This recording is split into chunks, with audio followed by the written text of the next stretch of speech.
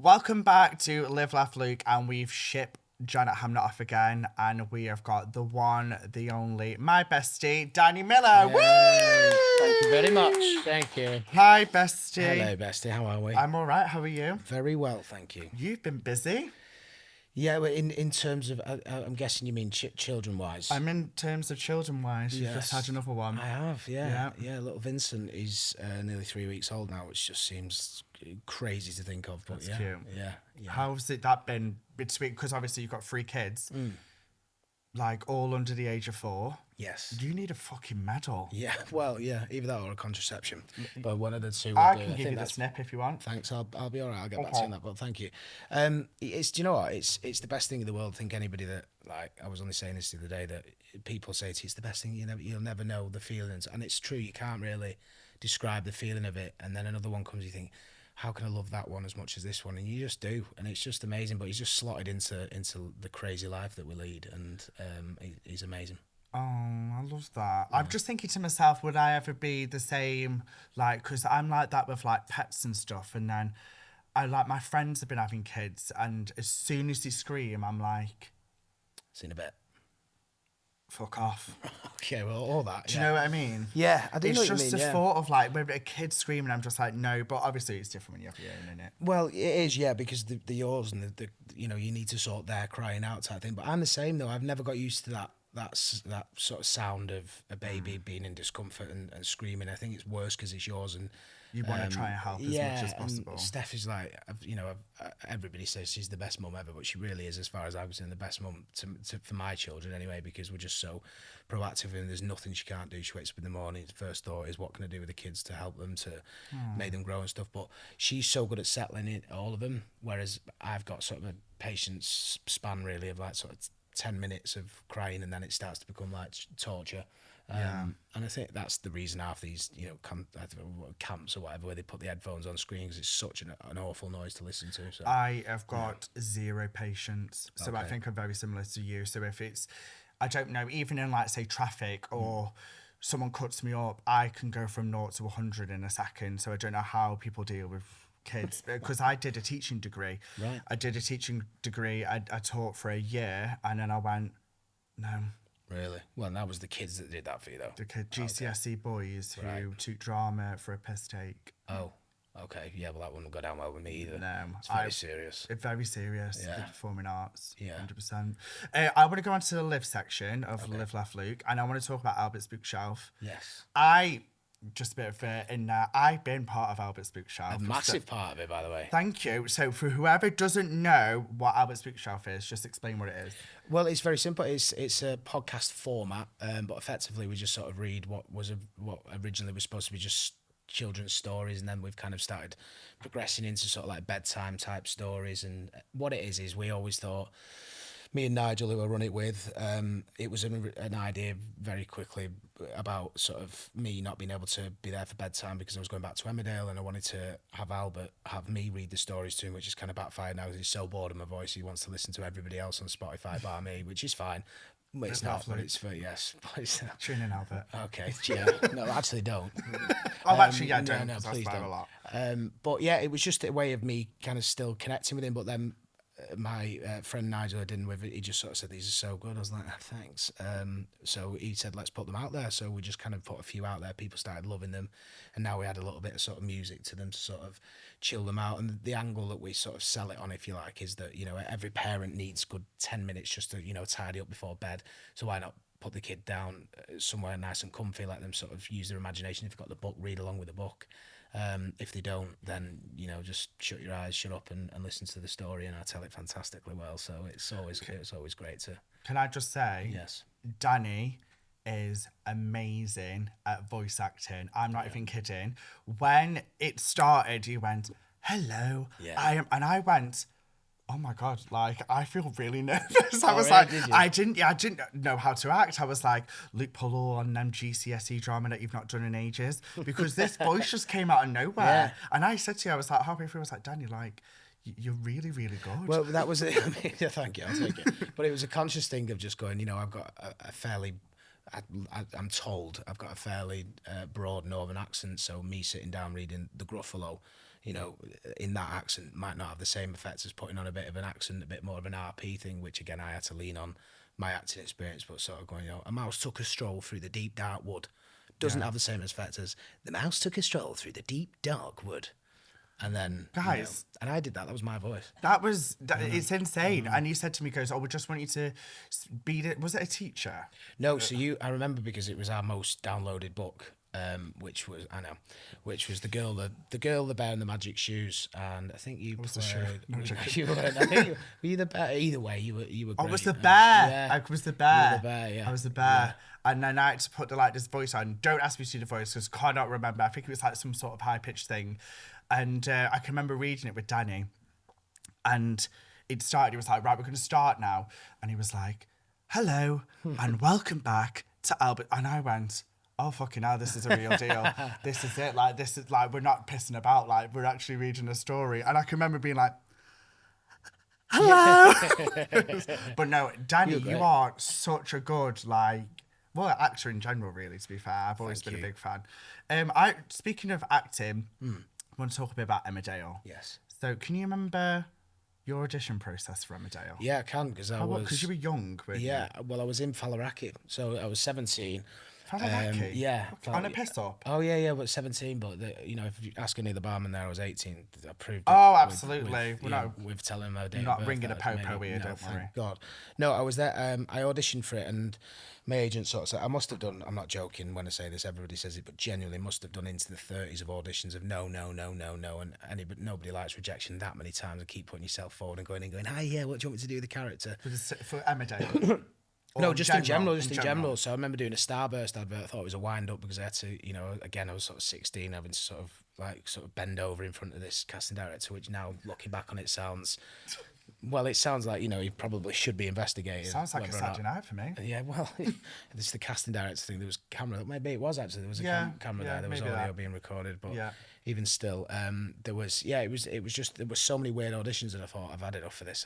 I'll just do something else instead. And went to Fallaraki. But the week before, I'd auditioned for Aaron. And I was told it was 6 episodes. Going to come in, cause a bit of a riot with Victoria and Chaz Dingle's son. And then you're going to bugger off. So I was kind of almost a bit not interested, and I think that was what they liked almost of me. Well, they weren't going in going, "Hey, yeah, no, thanks so much for seeing me." I'm like, I was so eager. They'd probably gone, "Oh God, he's too much him." If he's like that now, what's he gonna be like on set? Going, "Oh my, I love the show." I just wasn't bothered. This is when soap was like, I'm not saying it's still not its peak. This is when soap was, everyone was watching soap. So this was in 2009. About that 2008. Yeah, so you had millions of people, and obviously you auditioned for this. It was a lot of people that auditioned for the role. Yeah, so I know people that auditioned for the same role. I think there was about 20 of us, and they used to, and then it's a lot quicker process now. But it used to be like they'd get 20 of you, and then they'd narrow it down to 10, and then they'd maybe invite 70 for a workshop, and then 4 of you would screen test. So at that point, there was sort of 4 or 5 sort of audition processes or stages to it. And I remember just sort of getting a bit more and more eager to it, to wanting the part sort of thing. But yeah, there was people that I knew that I still know that auditioned for it now, and I think they always say, "No, I couldn't imagine playing it," but it's easy to say it because I played it for so long, so it's easy for them to just say, "There's no way that I'd be able to play that," because you don't look like me, you don't act like me, so I get it. But yeah, I was in Fallaraki. My agent, we were waiting for one of my mates, and his name was Egghead, and we were waiting. I remember, big up Egghead. Thanks for being late, by the way, because we were waiting for the taxi. We were all waiting, and my mum and dad are away, so we all met at mine, had a couple of cheeky beers, and then my phone rang, and at the time it was a Sony Ericsson flip phone, and I didn't even look at it. It came up on the front, so I just flipped it. I went, "Where the fuck are you?" And he went, "Hi, Danny, it's Sam here from Lane Management." Oh my God. I went, "Oh yeah, this was the Friday," and they went, "Great news, Emmerdale want to see you again on Tuesday." I went, "Oh no, I'm going away with First Lads Holiday." And she was like, "Well, they want to see you and they're quite keen, but I don't want to tell you too much." But anyway, I just had a decision to make there, and then I thought, "Oh, fuck it, there'll be plenty more." So I went to Fallaraki.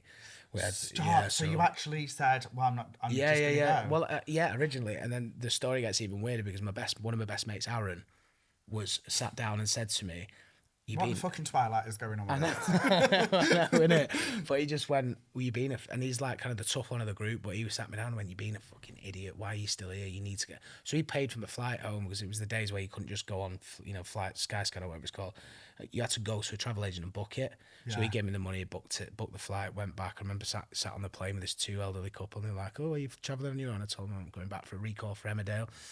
Anyway, loved that, didn't they? Well, they just said to her, they're like, well, my favourite is this. I know. I'd love to meet them, actually, again, just to say, because Probably they said you're going to get the part. Like, yeah, okay. Well, forgot what kind of show I'm on here. Jesus Christ. If you are dead, rest in peace. Yeah, all right. But, yeah, so anyway, I came back and did the audition, and she sort of said, well, you've called somewhere, have you been? And I thought, do I say? But again, the eagerness thing was just like... come back from the piss off, fella. Yeah, I've not slept, but, let's do this.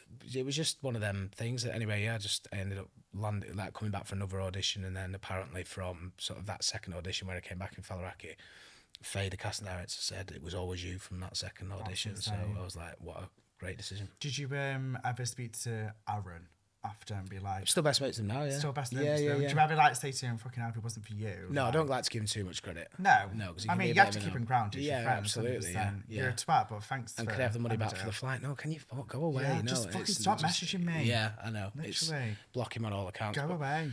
No, yeah, he's just, I still speak to him now. So, yeah, he's one of my best mates. Did you know that Aaron was gay when you auditioned for it? No, so when we auditioned the part, I based him on Aaron because Aaron, my best mate, as we called him.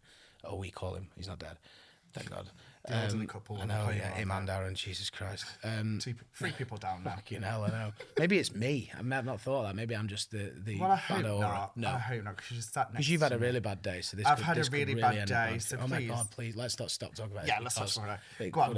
Anyway, yeah, so can't remember what I was saying. You based it on him? Yeah, I based it on him. And then when I told him that, and then I said, the turn of the character's gay. And he was like, well, I'm not gay. I went, well, no, they're not fucking basing it on you. I'm just saying. Yeah, they're filming you around the camera. Yeah. You, I've got something you're hiding. Yeah, you're definitely gay. You're but no, they just said to me, Gavin Blythe, God rest his soul, he was one of my closest friends, and he said to me, come and see me at the end of the day. I want to talk to you. And it was a Friday, and I thought, oh shit, this is it. They've caught me out. They know I'm shit.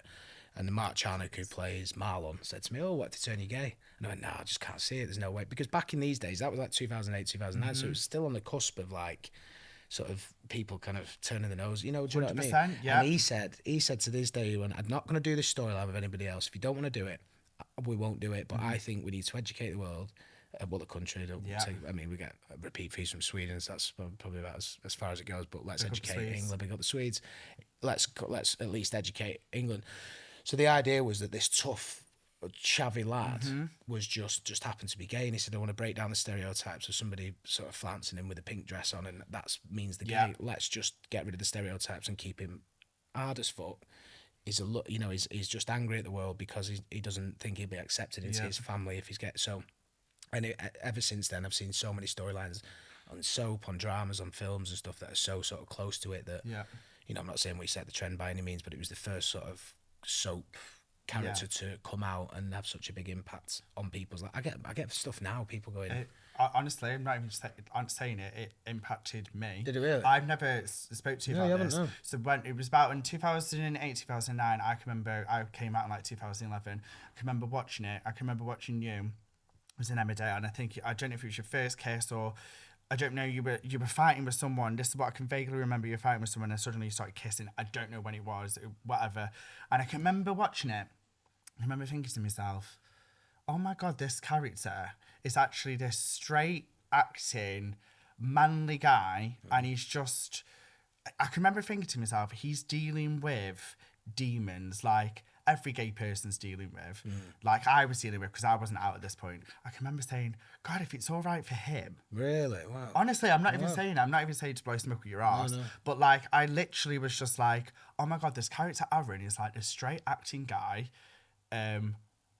This is wild. And then I can remember saying that. And since then, I can remember always saying to Daz, I used to be like, oh my God, I don't even think Daddy knows like that character had such an impact on like people. Literally, I'm not even kidding. So back then, you used to turn not turn your nose up, but like if the only gay character I ever saw was Charge on Coronation Street. But since then he went, and then I can remember watching Emmerdale, and I can watch it with my nan, and I flicked on, and obviously you were on there, and you were acting out this scene, and it was about you being gay and like struggling, and I always thought that Aaron was moody as fuck, and then it all turned out that obviously he was gay, he was fighting his demons and stuff, and I was like, oh my god, yeah. Full circle moment. Jesus, that's really touched me. I didn't know that. Yeah, I did. Honestly, I know, Dave. I thought I told you, but obviously I haven't. But I think spoke to Daz about it. I was like, I think I'll tell him on the pod. Oh yeah, 100%. I'm so glad you did, because like I said, there's so many sort of little things. Like I met this woman once, and she was talking. I burst into tears. It was so well, it wasn't embarrassing actually. It was just the fact that it was so many people wanting. It was after a football match, and they all want selfies after it and stuff. And she said, I just wanted to say you really helped my son come out, and it was, like it was a huge thing. And I went, oh my god, how's he doing? And she went, well, he's dead. Oh my god. I know I don't want to bring it down, but it was basically, she said, you were kind of the reason that he came out, and it just wasn't accepted around our end, and that's why he ended up doing it. I was going, so I burst into tears because I just thought, what a horrible thing for it to go through. But I'm so glad you told me that, because that's it's a nice feeling that we get paid and all that stuff to do it, but when you get, it's much more rewarding. It's a different, like making a difference to people, and I feel like with soaps and stuff, everyone thinks, oh, it's just soaps, it's like something on telly that you just flick on or whatnot, and you flick on when you want, but like people genuinely see stuff and go, oh yeah, that makes a difference. Some of them, name another drama or another film that's that's been going 50-60 years, because all the soaps usually have. And you think that's why, because they're in your living rooms every night, and they educate people without knowing you're doing it. Did you ever feel like it would have made a difference when you initially said we're going to turn Aaron gay? Did you ever think it would make it that much of an impact? No way. I remember Gavin Blythe said to me, because he died a short time after that, and I was really close to him a couple of years after he pitched the idea to me, and I said, yeah. And I remember him saying, this will change your life. Like, you won't be just a part of Emmerdale cast, you'll be a part of Emmerdale's history, you'll be a part of soap's history. And he wasn't trying to sell it to me. When I'm just telling you that now, he said, because I've got this idea for the story and I'm going full throttle for it, and it's your story or nobody's. And I remember that, I know, because it changed my life, because I was thinking on the way here of little things to say, and I remember having a phone call from Paul O'Grady, right? So I had this phone call from Paul O'Grady, and Anthony Cotton said to me, Paul O'Grady wants to talk to you. So I was like, okay, right, fine. Yeah. So he must pass his number on. Hiya, Danny, it's Paul here. That's Paul O'Grady's impression. So people need to know. It's not doing me, it's doing Paul. No. So I said, I remember shaking. Adam Thomas was sat when we used to live together at the time. I was like, it's Paul O'Grady. What the fuck is Paul O'Grady? So I was like, hiya, Paul, how you doing? Oh, I'm all right, yeah. Listen, do you want to come and do our Christmas Eve show? So I was like, what's going on here? This was the beginning when I went, Gavin was right, it's going to change my life, because I remember sitting there and he said, we can't tell you guests on. We can't tell you what guests are on, but you're going to love it.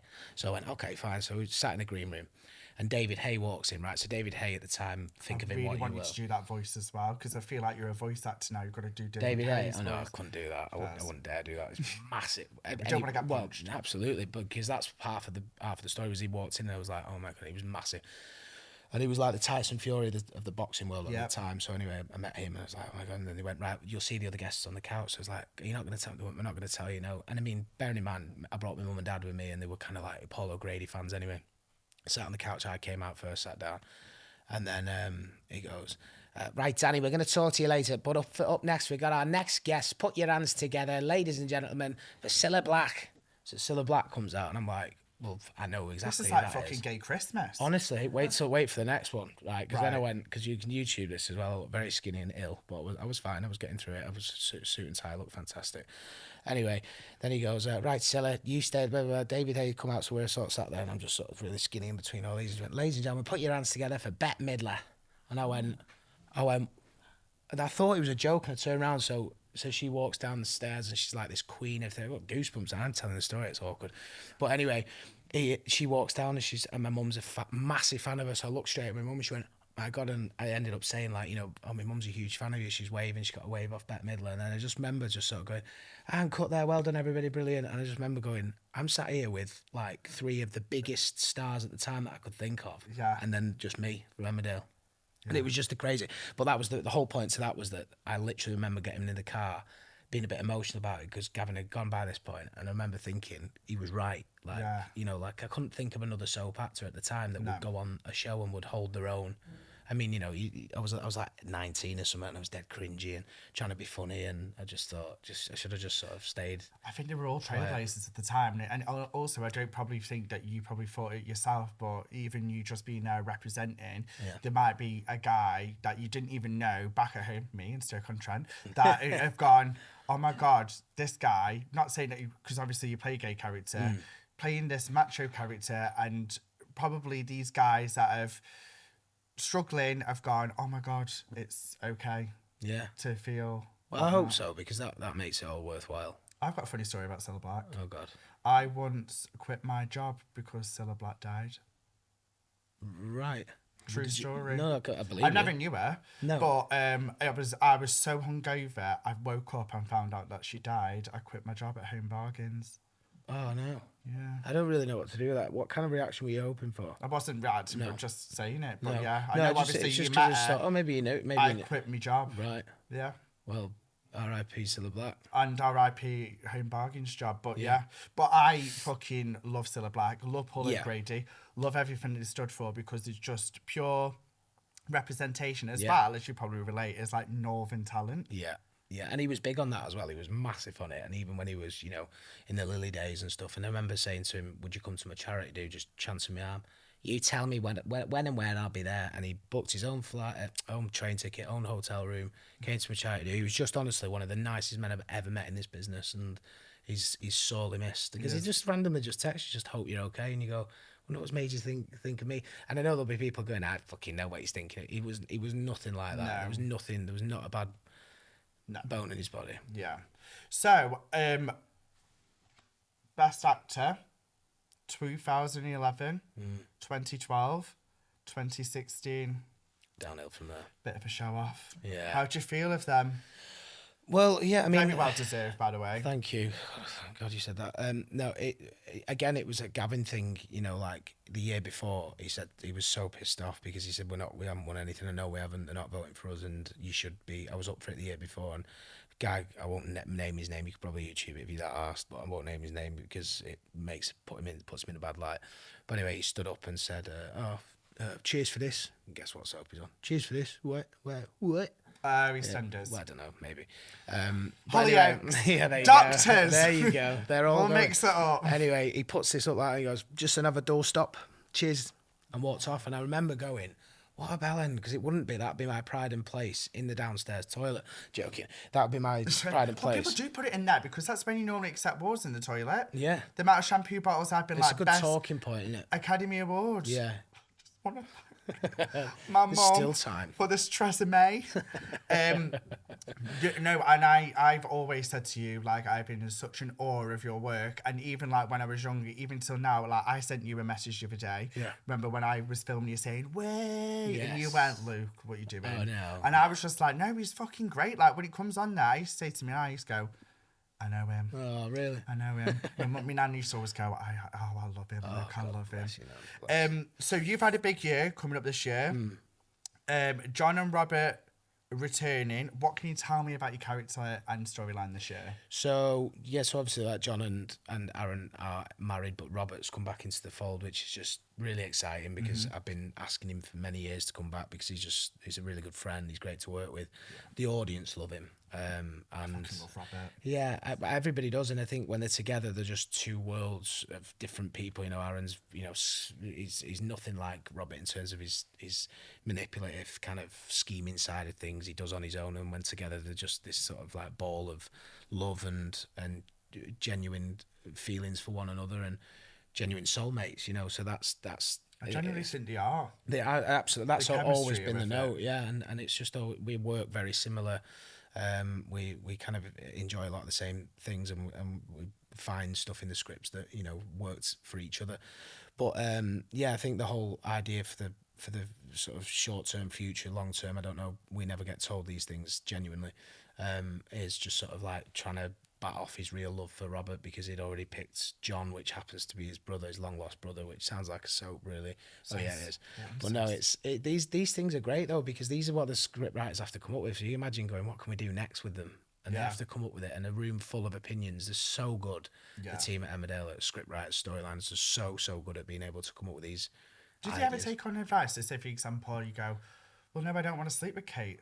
Yeah. Will they go, okay, you won't then? No, it depends really, because if you've got a justification for it, they'll listen to your opinion. But ultimately, if they start listening to 60 odd members of cast's opinions, they'll never get anything done because I don't think my character do this. I think it'd do this because it makes me look better, or you know, I'd rather do this because I'd prefer to work with that person. They'd never get anywhere. So sometimes it's kind of like, this is the story. You know, that's it kind of thing, and it should be that way. I think. I think if I was on Emmerdale, say I got casted, Hey. I'd be like, I'm coming in, but I'm Aaron's love affair. Yeah. How do you feel about that? How do I feel? I'd love that. It'd be great. What a great laugh we'd have. But I don't think it works like that. I don't think you can just turn up and tell them and then ask for a job. We've got to put them together. You want like it? I've got an idea. Why don't you try it? See what happens. I can give you the email after this for the casting director. Okay. Pitch your idea. See what you think. Me and Danny need to be together in the soap. Aaron. Yeah. It's been a great laugh. Anyway, I'm gonna. Yeah, you're gonna go. I'll probably have to at this point. Because Steph will start talking. Yeah, she will. She'll start worrying. Worrying. Great. You've got good chemistry, you two. So obviously, with what we've found in the news is that Corrie and Emmerdale potentially are all going to collide. Yeah. What do you know about that? What can you tell us? I just know genuinely everybody's asking the same question, including my mother-in-law and my own mum, who are both huge fans of the show. They keep me up to date on pretty much everything that I know I've already done, which is an interesting concept. But they genuinely, we don't know. We know sort of who's involved, if you're involved, that kind of thing, and that's ultimately it, because for these exact reasons, if they give you too much information, you could slip up. So. And you would. Yeah, well, 100%. Yeah. What do you reckon they're going to call it? Emma Street or Corrie Dale? Well, Corrie Dale is the go-to, isn't it? I like that. But I don't know. I genuinely don't know, and I'm as interested in everyone else to find out what they're going to do with it, because it's very much a secret, closed-off project at the moment. The powers that be know what's going on. The powers that be know how they're going to do it, and then it trickles down to us eventually. But I'm not even sure. I think this sort of the whispers are September, October time to film it. So I don't know whether that means it's going to be on around that time, whether it's going to be on next year. I promise you, I know absolutely nothing. So I don't know. But I think Corriedale would be. Emmerdale Street seems a bit weird, but maybe it might not be that. Maybe they'll just go a with few characters crossing over and stuff. But like a working title. I think the one thing they've said is it won't be like somebody's walking into the rows and go, "Oh, I've got the wrong pub." It's not going to be like that. Like Comic Relief that they used to do. Well, exactly. That's the point. They don't want to make it look like it's just a piss take. They want to make it like a really good high-end drama.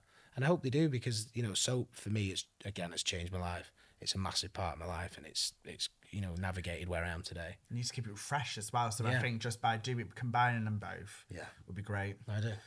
So Danny / Aaron, it's time to touch my balls. Again. Thank you. So in this, it is confessions from me, you, the public, and we've got to react and give opinions on it. Perfect. Do you want to give it a spin, or do you want me to?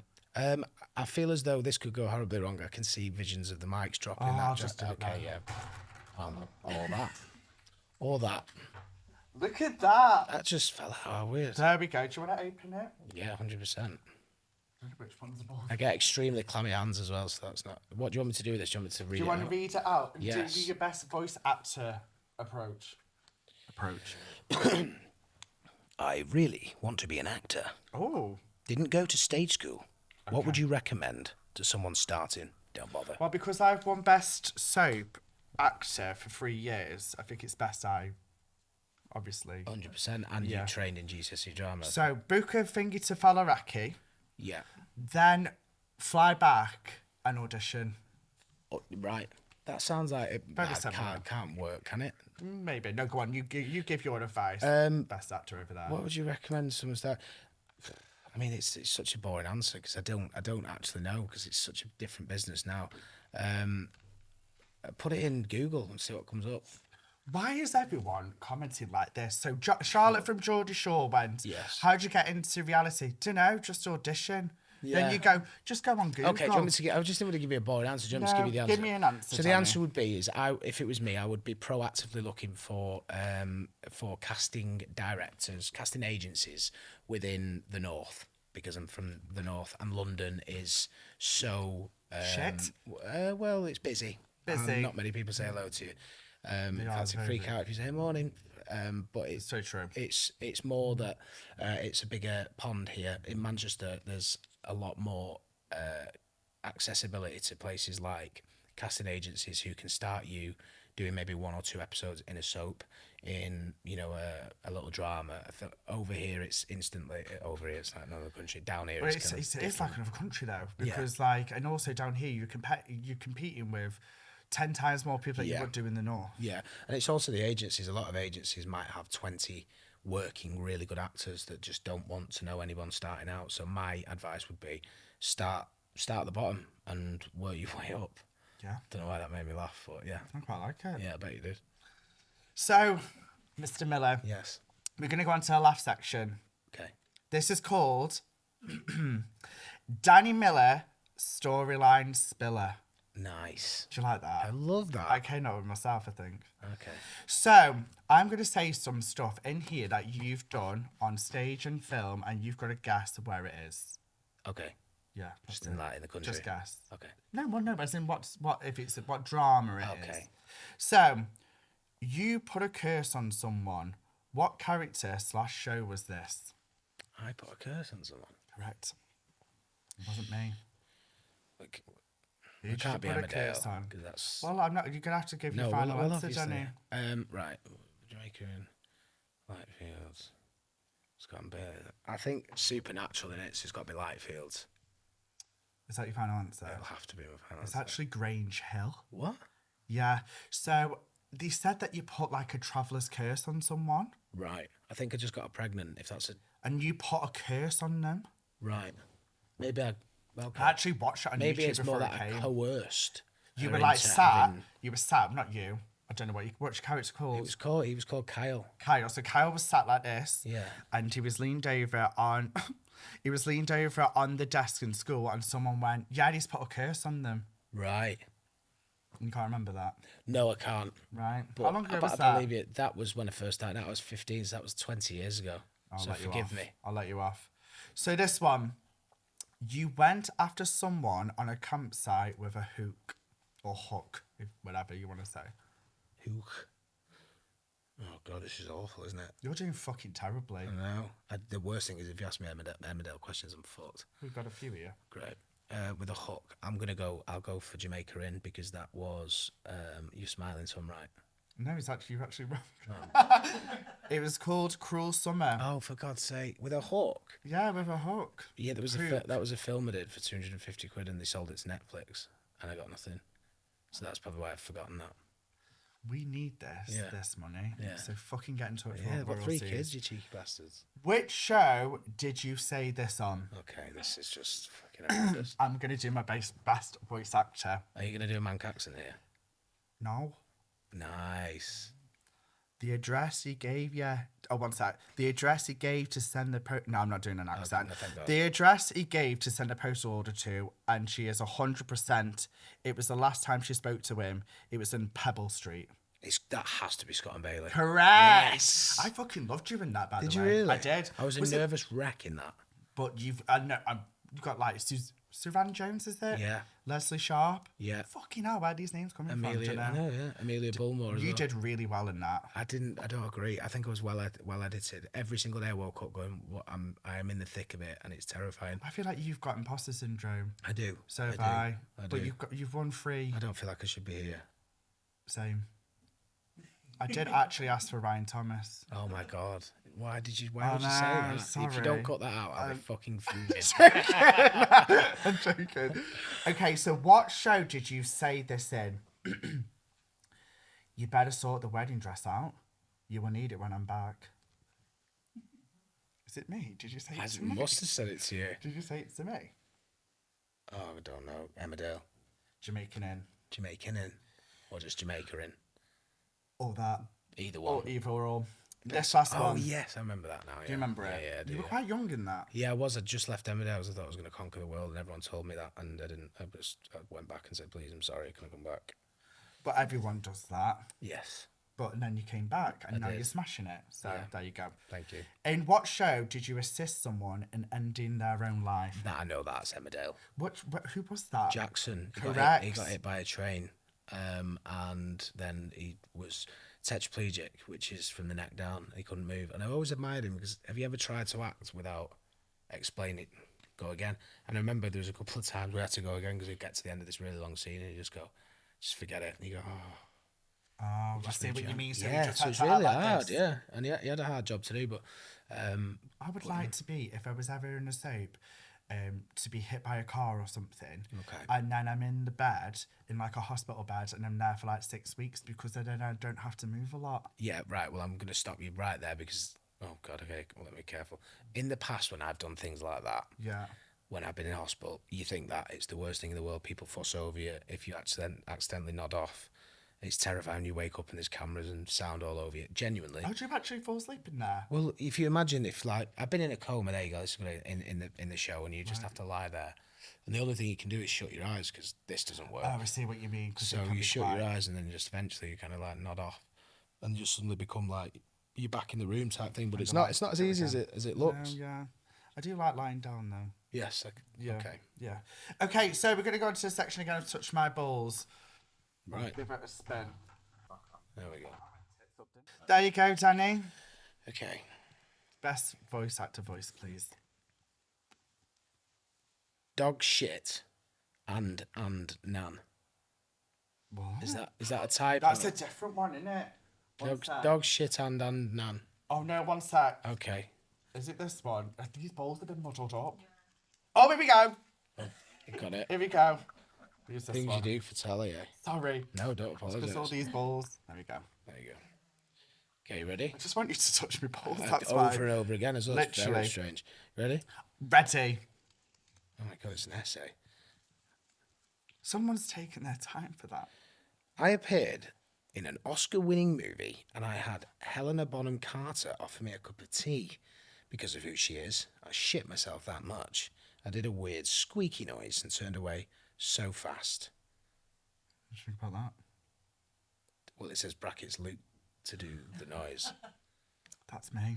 No way. Yeah. Shut up. So in 2009, I was in this. I was in the King's Speech. I wasn't actually in you it. weren't. I was an extra.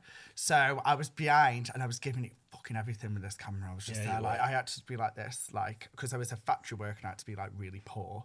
So I channeled a lot. Yeah. I was like, and then after they were like, and cut, and I went to like canteen place. And Hannah Bimmercott was like, oh, would you like a cup of tea? And I went, and then ran off. No way. Played it cool. Well, it doesn't sound like it, but that's an amazing.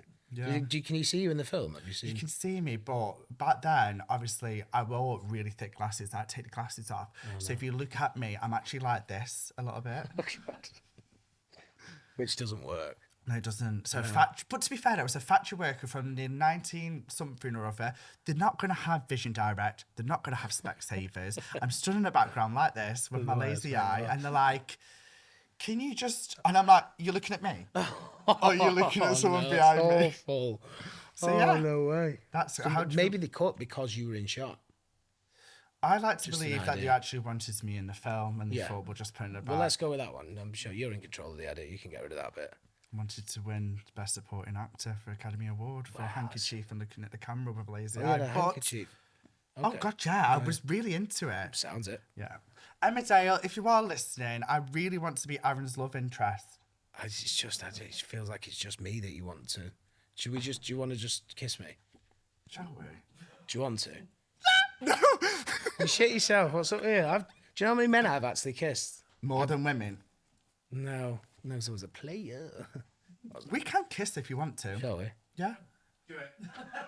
Do you want a kiss? Yeah. Come on then. I can't believe you pulled out. Okay, I'll do it again.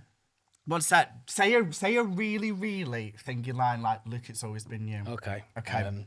Do you want me to do my actor voice? In your actor voice. Okay. Luke. Aaron. Is that Aaron? Danny. Either one. Danny Zuko. It's always been you. Take me. Kiss me. Yeah. There you go. So now think back to that little lad in 2011. Oh, Did you God. ever think, well, one day I'll kiss him? Yeah, Now I'm going to have to first. explain that to Steph. Because I think Steph will be all right. She knows to there's be. 3 of She'll us have in to this be. relationship. It's fine. So we're going to go on to the live section. Yes.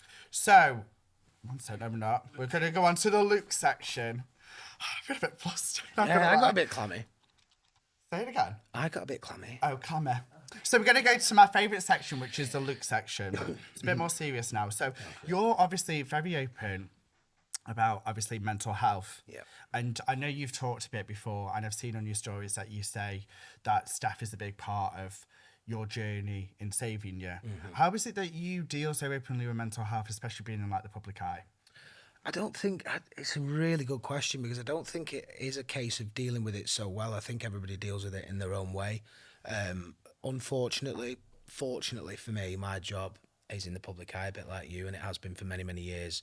And I always thought to myself, little things of like talking to like my dad and stuff when he was of sound mind, and I could have a good conversation with him. And you know, he would always say a lot of these people, because my dad works in the business combat community. A lot of these wankers, they take, you know, they just take the money and take, and they never give anything back. And if you do, and they come to a charity do, it's like you're taking time out of the day, which they are, but you know, just put on a brave face. It's an hour each time. Anyway, he always said to me, when you get to where I think you're going to get to, I want you to use your platform for the better, whether that means, you know. And he was right. It was the piece of advice he gave me. And when I started suffering with it, it was feelings that I didn't really understand. And I started thinking, you know, I never thought, how am I going to do it? But I started thinking at points, I'm just so lonely. I'm just so sad all the time. How am I going to deal with these emotions? Would this world be better off without me? Because people would say, how are you doing? And it got to a point eventually where I started thinking, here we go, well, I'm not great. And I started thinking, could, you know, put yourself in your position, or, you know, sat opposite, how are you doing? And you go, all I was imagining were people going, I wish I hadn't asked. Right, so but you know, sad to hear that, and that's how I felt. And I genuinely thought about, not necessarily like a suicidal thought, I just thought, would it be better if I wasn't here? And that was obviously part of my depression kicking in. And then I sort of spoke to various different people. ITV, by the way, absolutely amazing throughout it, offered me so much help and support and guidance, counselling, a lot. They were as big a part of it as anyone.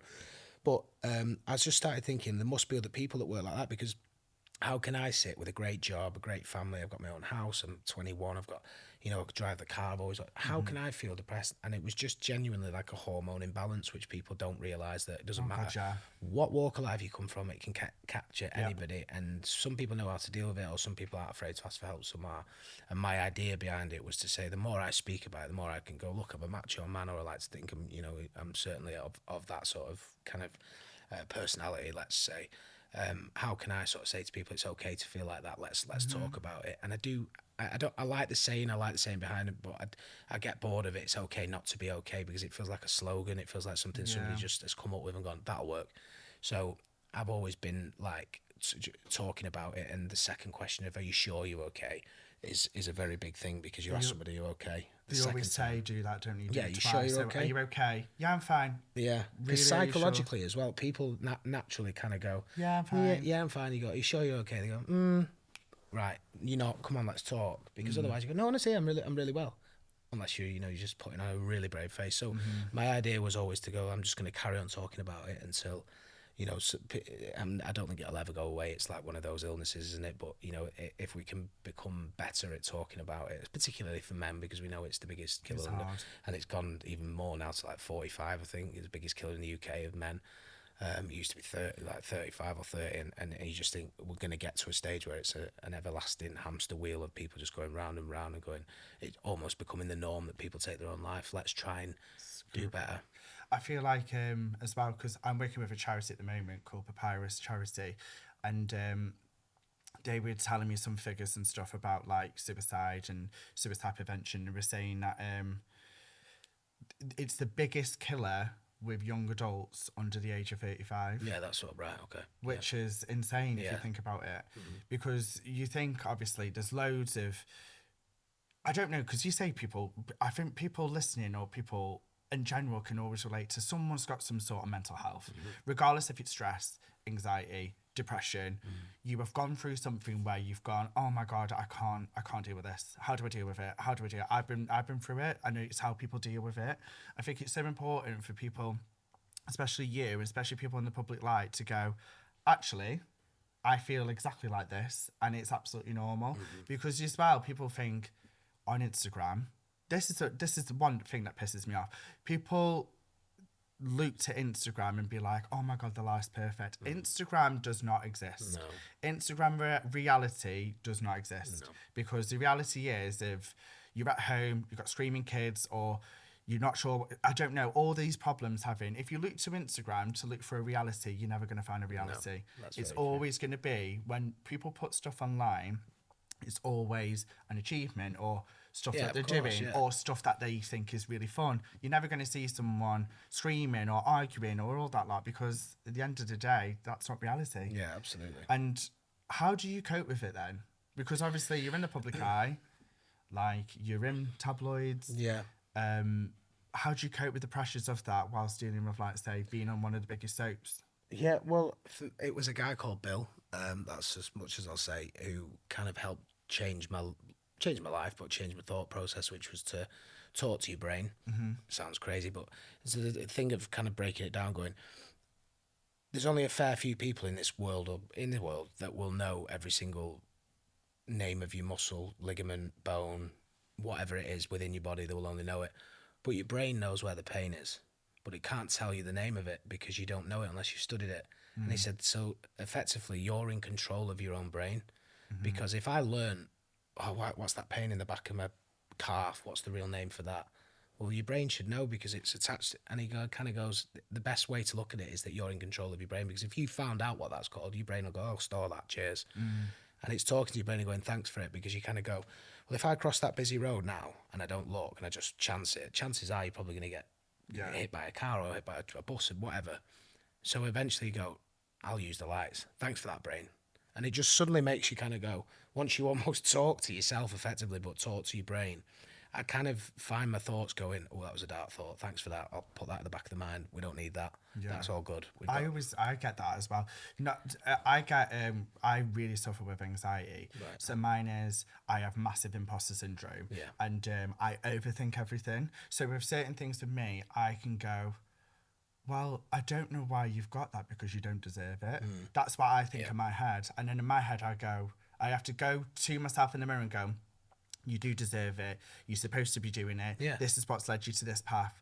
You're supposed to be what you're doing right now. And you've literally got to sit and speak to yourself and be like, well, to be kinder to yourself more than anything. Yeah. Which I think is what people tend to not do. Yeah. They tend to go, no, I'm a piece of shit. I'm this. I feel like this and I feel that. And you've got to think of the positives.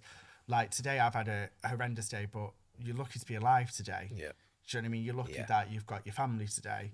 And that's what the stuff that you got to talk to yourself in your head. Well, there you go. You do exactly the same. I feel like we should be philosophers. Really, I feel like that this screams of a spin-off, a podcast of... Oh, no, we're together. Again, yeah. Oh, right, we're together, yeah. So, Danny, one last question.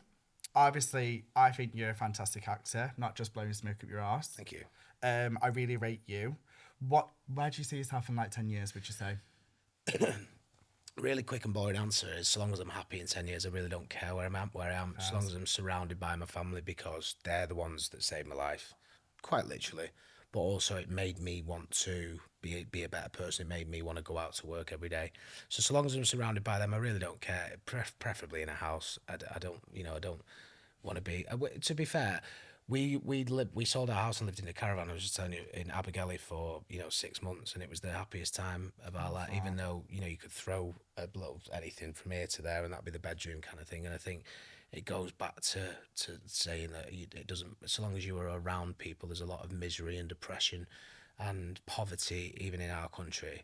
That actually it doesn't really matter where you are as long as you're happy. And I wish that for everybody. It sounds so cringy, but I do wish that for everybody, because you only have to walk through London to see just how many people are less off than you, and I think that's what we should all have happiness. We should all have somebody that'll just give us a cuddle and tell us we're going to be all right. So as long as I've got that around me, I don't care. I also think that's such a nice thing for like a bloke to say, because I think you're so in touch with your feelings. Absolutely. It's so good that you can sit here and say, no, I just want to be happy. Yeah. Because not a lot of people would say that. So it takes a lot of courage, that. Thank you. Well, thank you. So I'm going to go on to a bit more of a section now. I'm going to ask you to touch my balls again. Thank God. Okay. I know you've been waiting for this. Absolutely. This is it. There you go. Good. Oh, that means it's your confession. Oh, no, that's not good. Oh, okay. Please say you're going to marry me.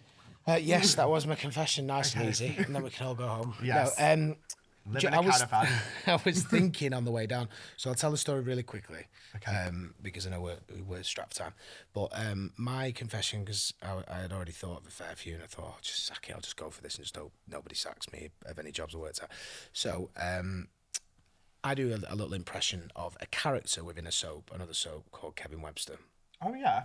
Now, I have to say, first and foremost, that Kevin Webster is played by Mike Lavelle. I've known him for 20-odd years. I'm very good friends with him. He's always been very fond of my dad, and my dad's been fond of him too. So that's to be said. So anyway, me and another guy from work, who will remain nameless, we used to have these phones in the green room, and those phones would call internally pretty much any number you'd put in at ITV. However, we managed to, again, the source won't be revealed, managed to get hold of certain numbers that would attach us to the Coronation Street side of the department, shall we say.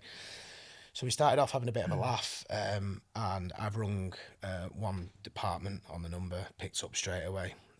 It was the lighting department, so they had a lighting there. Let's call him let's call him Kevin. Ring, hello, Kevin speaking. All right, Kevin, how's it going? So he goes, oh, hi, Mike, how you doing? Got him straight away. He's there. Got him. Going, listen. I'm just thought I'd let you know I'm actually organising a charity boxing match. Your name's been pulled out of the hat. We're basically we're gonna fight some of the departments from Emmerdale.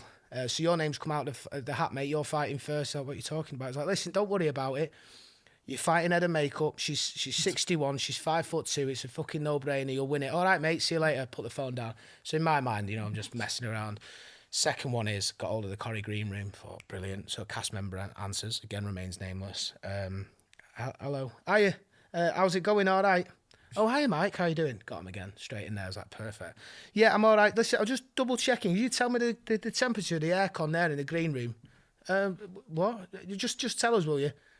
Yeah, I think it's about 19 degrees. Perfect. Right. Next thing I need. Can you? I've got this charity boxing match thing with Emmerdale. Will you start signing a Coronation Street script for us? So yeah, okay, mate. Yeah, I mean, I've just seen you today. I've gone, oh shit, he's been in work today. We'll just keep going. Meanwhile, we're filming these videos and sending it into the group we've got about 30 odd friends. One of which used to work at Emmerdale, but now works in the office at Coronation Street. That bit's key to the story. I'll come back to that. But then, so they said, yeah, I've just seen you. So I went, yeah, just get it signed, put it on the side. That's great. Cheers, bye. Put the phone down. So then, got Makeup's number, so rung it Makeup, and I know the lady, so I had to be careful. So let's call her Karen for name purposes. Hello, Makeup. Yeah, how you doing? You all right? It's Mike. Oh, hi, Mike. You okay? Yeah, good. Listen, I just thought, I know it's Friday and you're probably looking to get away and all that, but I just thought I'd let you know I've shaved my head off. You're going, you've what? I've shaved my head off. You've shaved your head off, Mike. You're in the middle of a block. So a block is episodes like 1 to 12. So, if he had, in theory, shaved his head off, episodes 7 and 8 would have a shaved head. 1, 2, 3 wouldn't. 10, 11, 12 wouldn't have it either. So he shaved his head and it grows back overnight. Wouldn't work. Yeah, no, I've shaved. Mate, you can't do that. We're in the middle of it. Yeah, but listen, I've managed to find some Alpercent caffeine shampoo. So this weekend I'm going to slap it on it. We're back by Monday. All right, see you later. Put the phone down. So then I've run back to the green room, blagged it a little bit. Anyway, they call us and say, ready for you on set. So we were on the way to set. My phone starts ringing. It's an 0113 number. It's probably been about 15, 20 minutes since we've done the things for 0113. Hiya, it's John, the production manager, our top boss. Hi, mate, how you doing? Listen, once you finish these 2 scenes, come up to my office and need to talk to you. Why? We know what you've been doing. I've gone, no, I've not done it. Danny, we know it's you. Just come up to us. So what's then happened is, in between that time, I've never told anyone this is why it's a good confession, because I've got it out there and I feel so much better already. But then my mate is kind of laughing his head off on this WhatsApp group of these videos. In bursts Head of Makeup Karen and says, everybody stop what you're doing. We all need to sit down because... Michael Lavelle shaved his head. Michael Lavelle shaved his head, so we need to reshoot everything. So they've gone, what do you mean? They've gone, well, we're not sure what's happened, but he's told us he shaved his head. I've said, can you send us a picture? So she's then texted Mike Lavelle and said, can you send us a picture so I know what we're dealing with? And he sent a picture back of his full head of hair. but he's not known as a prankster by any means. So she's going, what the f- is going on here? So she's burst upstairs. Little does she know that this is all in this WhatsApp group of our friends, and he's gone, oh, no, it's fine. It's just a joke. It's a prank. Oh, shit. Because he's gone and admitted it, and they've all just turned to him and just said, how do you know? And he had no choice, and I don't blame him. He just went, it was my job, all yours, and I've got kids. He just went there, and he showed it us, and we had this. So then we got taken up to work. We got an official warning. They were like, fuming about it. And I had to do an email of an apology, and then I had to ring Mike and explain it to him. And it was always that point of ringing him going, should I do it? Should I do it? Should I do it? And he answered, hello. And I was dying to go, all right, Mike, it's Mike. But I didn't. I just said, listen, I owe you an apology. I'm sorry. Oh, I'm not asked, mate. How are you doing anyway? All right. And it was the most, but it was one of them things where I just thought, right, I'm going to confess that I did that, because it was a whodunit situation, a real whodunit situation. So there it is. That's my confession of potentially getting sacked from Emmerdale just for messing about. And now, long behold, sorry to interrupt you, behold, there's no more phones in the green room. What an absolute confession that was.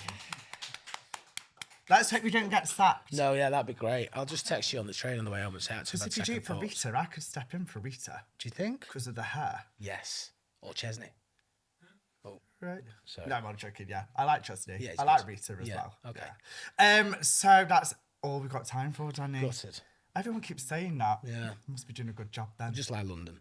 Yeah. Oh, okay. Not the balls then, no. I like touching your balls. It was probably one too many times. You touched the balls and kissed me. I know. God, I've effectively. Yeah, I probably should. There's three of us in this relationship now. We're like Charles, Diana, and Camilla. Yeah, that's to think twice for the name as well. Yeah, I was like, is it Camilla? Yeah. So, guys, that's all we got time for on Live, Laugh, Loop Pod. I want to say a big, big thank you to Danny Miller, everyone. Yes, thank you. Make sure you follow us on all socials, and we'll see you next time to Live, Laugh, Loop. Say goodbye, Danny. Goodbye, Danny.